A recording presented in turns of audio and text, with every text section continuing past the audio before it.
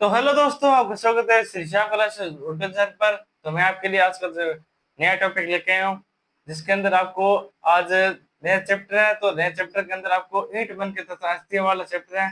तो आपको बड़े विस्तार से आसान भाषा के अंदर जो है आपको बताऊंगा।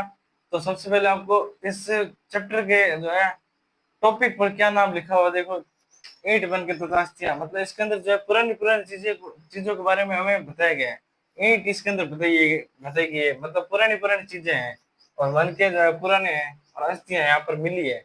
इसके यहाँ पर अवशेष मिले हैं, इसलिए यहाँ पर अस्थियों के अवशेष मिले, मन के अवशेष मिले, ईंट के अवशेष मिले, ये याद रखना। और ये चैप्टर आपको आसानी से, अगर इसको पास होना है तो पास होने के लिए ये वाला चैप्टर जो है दो तीन चैप्टर और करें, थोड़ी ये वाला चैप्टर इसका नंबर हाई है। तो चलिए इस वीडियो को स्टार्ट करते हैं। तो इसके अंदर जो है आपको सबसे पहले याद रखना है कि मोहनजोदड़ो और हड़प्पा सभ्यता, ये दो याद रखना है, मोस्ट इम्पोर्टेंट है। तो आपको इसके अंदर व्यापार के बारे में और देवी देवता के बारे में याद रखना है। तो और इसके अंदर जो है आपको हड़प्पा सभ्यता के बारे में याद रखना है। हड़प्पा सभ्यता जो है इसका उत्खनन जो है सबसे पहले खोज किसने की थी, तो हमारे दयाराम साहनी के द्वारा खोज की गई थी। ठीक है। और आपको एक याद रखना बात रखनी है, 1922 के अंदर जो है राखनदास बनर्जी के द्वारा जो है मोहनजोदड़ो की जो है खोज की गई थी।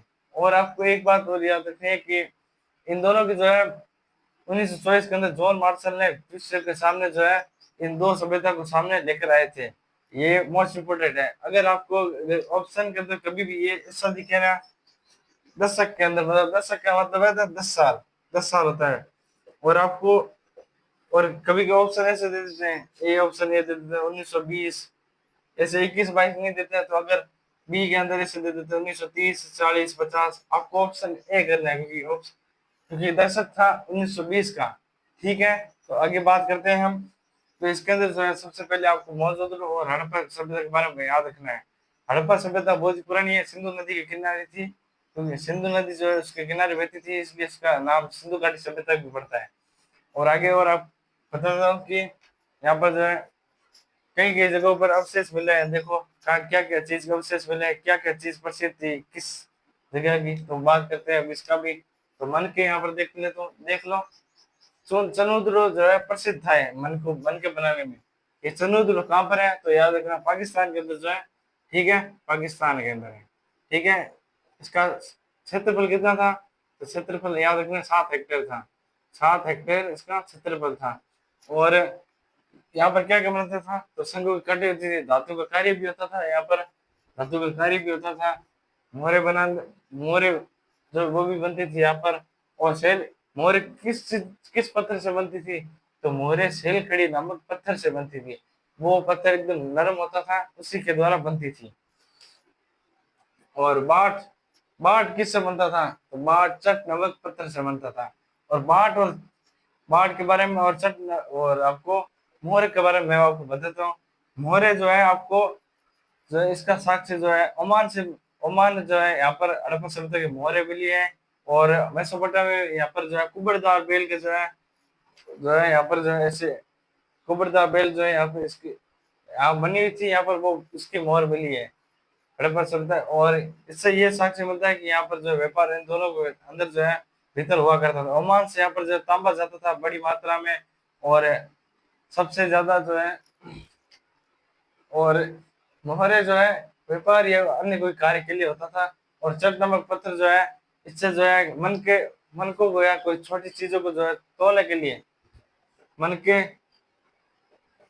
तोलने आदि कार्य में जो है इसको लिया जाता है। कोई भी छोटी चीज होती थी उसको तोलने में इसका चट नमक पत्थर या बाढ़ का प्रयोग जो है वहां के लोग लिया करते थे, इससे साक्ष्य मिले हैं।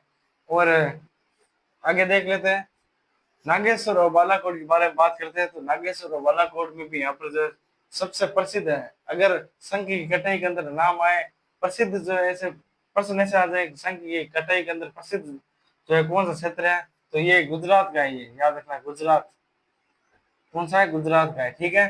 संघ की कटाई की वस्तु के लिए प्रसिद्ध था नागेश्वर तथा बालाकोट। नागेश्वर और बालाकोट जो है समुद्र के तट के किनारे थे, और आपको पता ही है समुद्र के तट के किनारे जो है शंख मिलते हैं।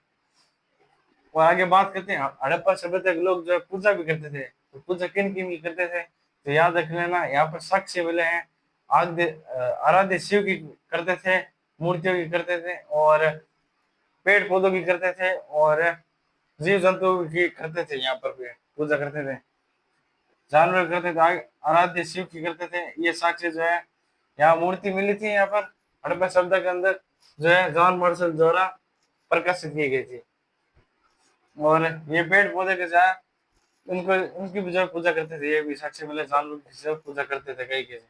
और हड़प्पा लिपि के बारे में बात करते हैं। हड़प्पा लिपि एकमात्र चित्रात्मक लिपि है। चित्रात्मक मतलब ऐसे चित्र बने हुए थे, ऐसे ऐसे चित्र बने हुए थे, ऐसे कोई चित्र बने हुए थे, ऐसे ऐसे ऐसे चित्र बने हुए थे, ऐसे मान लो। और यहाँ पर चित्र ये रहस्यमय लिपि थी, ठीक है। मतलब आज तक इसे जो है, आज तक इसे नहीं पढ़ा गया है, याद रखना, आज तक इसे नहीं पढ़ा गया है। और आगे बात कर लेते हैं। ये दाएं से बाएं की ओर लिखी जाती है, दाएं से बाएं की ओर लिखी जाती है, याद रखना। और ये चिन्हों की संख्या कितनी है, तो 375 लेकर 400 यहाँ पर चिन्हों की जो है संख्या मिली है।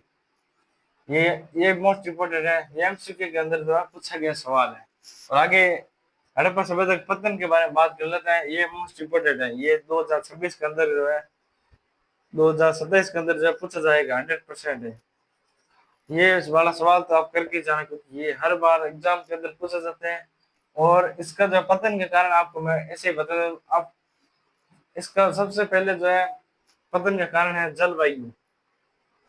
जलवायु है सबसे पहले, जलवायु इसके पतन होने के कारण बताए हैं, ये पतन होने के कारण हो सकते थे, ठीक है। और इनका परिवर्तन होने के कारण, ठीक है, या जल बढ़ाव, या बाढ़ आ गई होगी, बाढ़, या अकाल अकाल पड़ गया होगा, या परिवर्तन, और भूगोल भूगोल के तौर पर यहाँ पर जो है कुछ न कुछ गड़बड़ी हुई थी। ऐसे मान लो जल बड़ा हो गया था, बाढ़ आ गई होगी, अकाल पड़ गया होगा, और ये इसके जो है कारण है। और आगे आपको बता देता हूँ कि राजस्थान के अंदर कहाँ कहाँ साक्ष्य मिले, तो याद रखना कालीबंगा से जो है और जुते हुए खेत के जो है साक्ष्य मिले थे। और आपको बनावली और बनावली बनावली बनावली और हरियाणा, बनावली ये हरियाणा के अंदर है, याद रखना। ये मैप के अंदर पूछा जाता है, ये मैप के अंदर आपको पूछा जाता है, ठीक है। और बनावली और आपको चोलिस्तान, यहाँ पर जो है लकड़ी के हल मिले, हल मिले, यहाँ पर क्या मिले, हल। और कालीबंगा, कालीबंगा यहाँ से जो है जुते हुए खेतों के साक्ष्य मिले, जुते हुए खेतों के यहाँ पर साक्ष्य मिले हैं। और राजस्थान के एक और है खेतड़ी, खेतड़ी है राजस्थान की जो है, राजस्थान कालीबंगा जो है ये राजस्थान का ही है, ठीक है, याद रखना। और खेतड़ी, खेतड़ी से यहाँ पर जो तांबा जो निर्यात करता था, यहाँ पर कई हड़प्पा की मोहरें मिली हैं, ठीक है। ये यहाँ पर जो तांबा, यहाँ पर शुद्ध तांबा मिलता है, 99% शुद्ध तांबा यहाँ पर जो है होता था। और आपको और आगे देख लो, और आगे को रह गया तो आपको एक बार रिविजन करते हैं। चुनुदुडम जो आपको मन के बनाना सन की गतई धातु के कार्य जो है, धातु के कार्य आदि मिले हैं, ठीक है। और यहाँ पर लोग जब पूजा कैसे करते थे, आराध्य शिव की करते थे, पेड़ पौधे भी करते थे।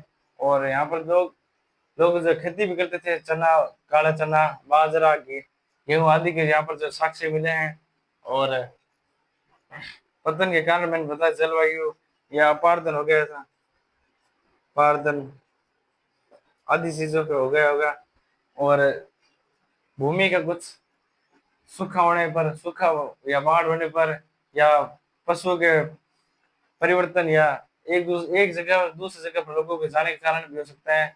और देख लो, और इसके अंदर वो क्या हो सकता है, ये देखो, हड़प्पा की लिपि याद रख लेना, चित्रात्मक लिपि है, इंपॉर्टेंट है। और रहस्यमय लिपि है, जो आजकल जो है ये आज तक ये जो है नहीं पढ़ी गई है, ऐसी लिपि है। और इसके अंदर कितने चिन्ह है, 350, 400 चिन्ह, 450, 400 जो है चिन्ह मिले हैं। रुद्र खेत के साक्ष्य मैंने आपको बता दिया, कालीबंगा है। और खेतड़ी जो है यहाँ पर तांबे से निर्यात किया जाता था। और कालीबंगा और बनावली के अंदर आपको मैंने बता दिया है कि आपको यहाँ पर हल हल जो है मिले हैं, लकड़ी के हल मिले हैं यहाँ पर। और यहाँ पर लोग जो शिकार भी करते थे, जिससे यहाँ पर जो है पशुओं के जो है यहाँ पर आपको कंकाल देखने को मिलेंगे। तो आपको ये वीडियो कैसा लगा होगा, तो इस वीडियो को लाइक और सब्सक्राइब करें ताकि ज़्यादा से ज़्यादा मोटिवेशन बना रहे। धन्यवाद।